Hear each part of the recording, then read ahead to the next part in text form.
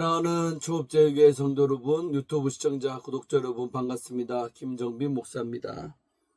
간밤에도 평안히 잘 주무셨습니까? 오늘은 2024년 11월 4일 월요일 아침입니다. 오늘도 거룩한 독서 시간을 통하여 큰 은혜 받기를 원합니다. 잠시 기도하고 책 읽겠습니다. 아버지 하나님 감사합니다. 간밤도 지켜주시고 또 이 아침에 거룩한 경건의 시간들 갖게 하시며 감사합니다. 마틴 루터의 생애에 관한 책을 읽으며 많은 깨달음과 영적인 도전 강화 감동 받기를 원합니다. 우리와 함께하여 주옵소서. 이 시간도 주께 모든 시간을 의탁하옵고 예수님 이름으로 간절히 기도 올리옵나이다. 아멘.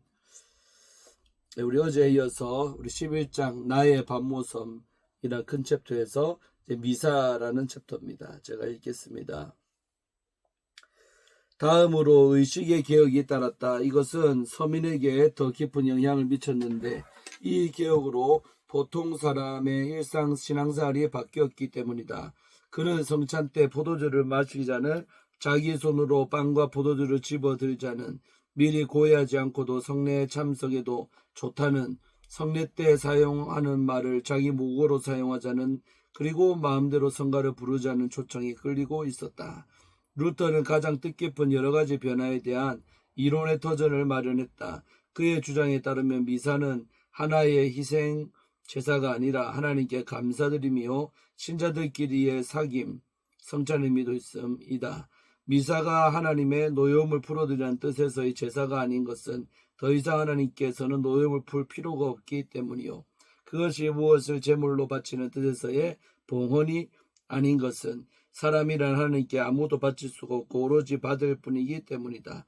그렇다면 미사에서 사용되는 거룩한 제사, 봉헌, 그리고 봉헌 제물들이라는 표현은 어떻게 되는 건가? 바벨론의 포로 생활에서 루터는 이것들을 상징적으로 설명했지만 바르트부르크에서는 보다 더 극적인 개념을 포착했다. 교회법의 표현은 명백하다. 그리고 성경의 표현도 명백하다. 교회법이 복음에게 굴복해야 한다. 이렇게 되면 의식이 바뀔 수밖에 없었다. 미사 가운데는 특별히 제사의 성격을 띈 것이 하나 있었다. 이것은 세상을 떠난 영혼들에게 도움을 되도록 드리는 개인적인 미사였다. 이 영혼들을 위해 담당 신부는 하나의 제사를 드렸으며 그들이 아무래도 참석할 수 없었으므로 신부 혼자서 성찬식을 가졌다. 이런 미사를 가리켜 개인적인 미사로 부르게 된 것은 그것이 개인적으로 기부되었고 개인적으로 집례되었기 때문이다. 루터는 먼저 제사의 개념에 다음으로 회중이 참석하지 않는데 반대했다.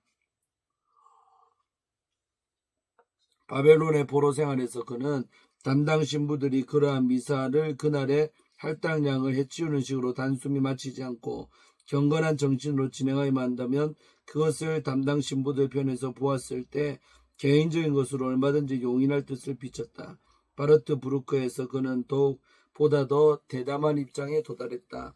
멜라니톤에게 그는 8월 1일에 다시는 개인적인 미사를 드리지 않겠네 하고 편지했다. 루터는 개인적인 미사 철폐에 대한 책자의 결론을 프리드리 현인에게 보내는 단원문으로 맺었다.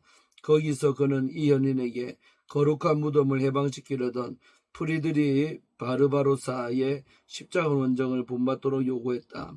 곧 프리드리는 개인적으로 베풀었던 모든 미사를 집어치움으로써 비텐베르크에서 복음을 해방시키라는 얘기였다. 때마침 25명의 신부들이 고용되어 성교회에서 그런 미사를 올리고 있었다. 후스파 사람들이 제기한 오래된 문제, 고 평신도에게 빵과 마찬가지로 포도주도 주어야 하는가 하는 문제에 대해서 루터와 비텐베르크 사람들은 사도시대의 관습을 회복시키자는 데 의견을 모았다. 성찬에 임하기 전에 금식과 고해가 있어야 하느냐 하는 문제에 대해서 루터는 아무래도 좋았다. 사제가 빵과 포도주를 높이 쳐들어야 하는가 하는 점에서 견해가 달랐다. 칼슈타트는 그런 행동은 재물을 들어 올리는 것이나 다름없으므로 배척해야 한다고 나섰으나 루터는 경외의 상징에 지나지 않으므로 그대로 두어야 한다고 맞섰다.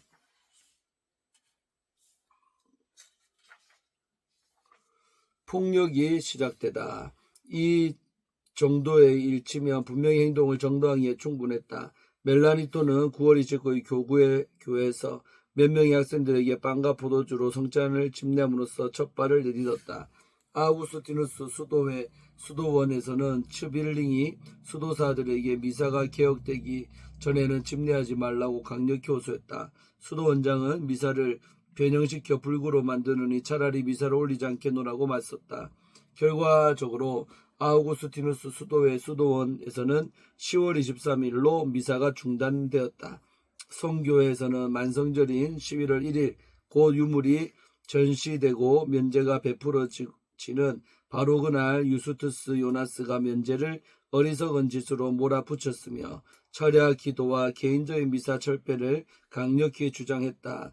앞으로 그는 성찬받을 사람이 참석하기 전에는 미사를 올리지 않겠다고 밝혔다. 대중의 폭력이 시작되었다. 학생들과 읍 사람들이 구교 신자들을 어찌나 위협하든지 신실한 아우구스티누스 수도회 사람들은 자신들과 수도원의 안전을 두고 주류할 정도였다. 선거 후는 당황했다. 제후로서 그는 공공질서의 책임을 지고 있었다. 그리스도인으로서 그는 참된 신앙에 관심이 있었다. 그는 성경의 뜻을 밝히 알고자 했으며 그러기에 한 위원회를 임명했다. 그러나 이 위원회에서는 의견 일치를 볼 수가 없었다. 비텐베르크에 있는 어느 그룹도 대학, 아우구스티누스 수도회, 성교회, 참사회 한 가지 의견을 낼 수 없었다. 슈팔라티는 뒤죽박죽이군 저마다 딴짓이니 하고 말했다. 구교의 수도회에서는 하나님께서 자기 교회가 그처럼 오랫동안 속아 살게 하셨을 덕이 없다는 이론을 내세웠다. 최소한 만장일치를 볼 때까지 만이라도 변화는 보류되어야 하며 성직자들을 괴롭히는 일이 없어야 한다고 얘기했다. 프리드리히 현인은 한 걸음 더 나아가 미사는 하늘에서 내려주신 것이요. 미사가 중단되면 은사가 중단된다고 지적했다. 어떻게 신부가 결혼하기를 바라고 미사 올리는 것을 그만두며 그러면서 급료 받기를 바랄 수 있는지 프리드리히에게는 도무지 이해되지 않았다. 미사의 변화는 모든 기독교계에 영향을 미치는 문제라고 그는 이론을 제기했다. 만약 비텐베르크 같은 조그만 도시가 의견일치를 보지 못한다면 나머지 온 세상 사람들은 꿈쩍도 안 할 것이었다. 무엇보다도 분열과 소란은 조금도 없어야 했다. 복음주의자들은 그리스도와 사도들이 비록 적은 수였지만 소란이 무서워 개혁을 미루지는 않았다는 예를 들어 답변했다.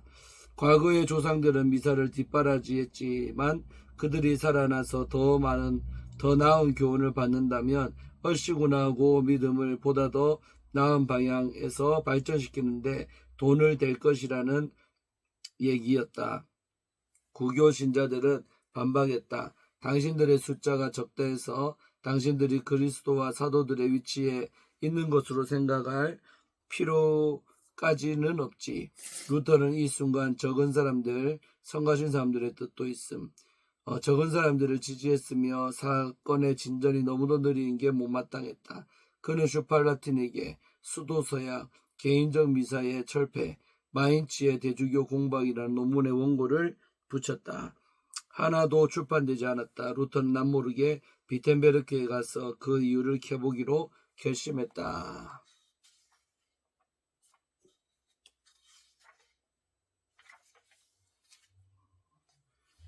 우리 12장 유랑자 돌아오다 부터 요셉이가 읽도록 하겠습니다. 제12장 유랑자 돌아오다. 자기 어머니도 몰라볼 정도로 덥수룩하게 수염을 기른 이 유랑자가 바르트부르크를 떠나 1521년 12월 4일 비텐베르크에 나타났다. 그는 동지들이 최근에 개혁의 형식으로 끌어들인 모든 것을 보고 흡족했으나 최근에 자신의 책이 출판되지 않은데 비위가 매우 거슬렸다. 슈팔라틴이 그걸 움켜쥐고서 인쇄업자에게 넘겨주지 않고 있다면 그보다 더 지독한 책이 나올 것이라고 얘기해줄 참이었다. 이 말을 듣자 슈팔라틴은 서약과 개인적인 미사에 대한 책을 내놓았지만 알브레이트에 대한 공격은 그대로 움켜쥐었으므로 이것은 영영 햇빛을 보지 못했다.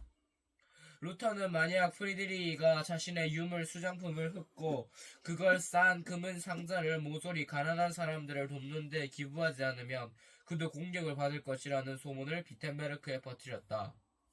이 순간 루터는 분명히 종교개혁에 박차를 가하고 있었다.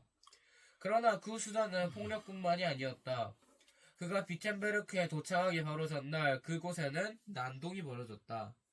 학생들과 은민들이 자기들의 망토 밑에 칼을 숨긴 채 교구 교회를 침입해서 제단으로부터 미사 경보를 내동댕이 치고 신부들을 몰아냈다. 성모 마리아에게 개인적으로 예배드리던 자들은 돌세례를 받았다. 다음 날 곧 루터가 도착하던 날은 프란체스코 수도의 사람들이 혼났다. 이것이 최악의 것은 아니었다. 루터는 어쩌면 이 소란을 학생들의 장난으로 변명할 수도 있겠지만 바르트부르크에서 이곳을 정찰하는 동안 그는 군중들 틈에서 혁명의 기질이 싹트는 것을 느꼈다.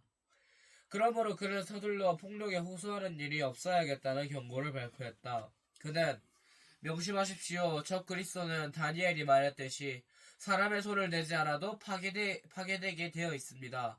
폭력을 쓰면 그를 더욱 강자로 만들 뿐입니다. 설교하고 기도합시다. 그러나 싸우지는 맙시다. 이건 모든 강제를 배제하는 것이 아닙니다. 강제는 당국에서만 행사할 수 있습니다. 하고 경고했다. 그러나 그동안 비텐베르크 당국은 억제하는 입장이었다. 선거 후 프리드리히는 12월 19일 하나의 명령을 발표하면서 토론은 얼마든지 계속할 수 있지만 만장일치가 이루어질 때까지는 미사의 어떤 변화도 허용치 않을 것이라고 밝혔다. 이것을 바쳐서 칼슈타트는 이 선거를 반박하기로 하고 자기 미사 집례 차례인 새해에는 온 사람들에게 빵과 포도주를 나눠주며 성차를 가질 것이라고 광고했다. 선거 후는 가로막았다. 그러나 칼슈타트는 한 수 더 떠서 자기 차례를 크리스마스 미사로 바꾸고 겨우 그 전날 밤에야 공식적인 초청장을 띄웠다. 대중은 흥분했으며 크리스마스 이브를 난동으로 축하했다. 군중들은 교구 교회에 침입해서 등을 모조리 박살내고 신부들을 혼내주며 교회를 마구 휘저으면서 내 색시 신발 어디 갔나 하는 노래를 불렀다. 바깥들에서는 성가대에다 대고 외쳤다.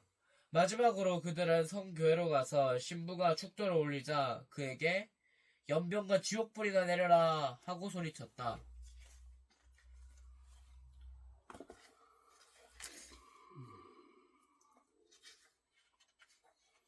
네, 여기까지 읽고요. 내일 우리 혼란이라는 챕터 시작하도록 하겠습니다.